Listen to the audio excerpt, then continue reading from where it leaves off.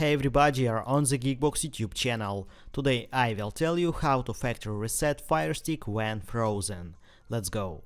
If your Firestick is not responding, press the right and back button for 10 seconds.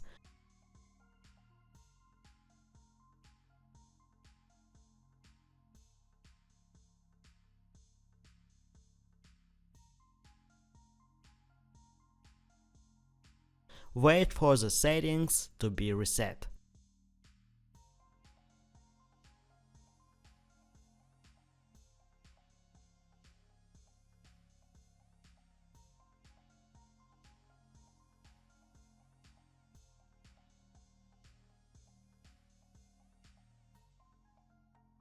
That's it. Now we know how to factory reset Firestick when frozen.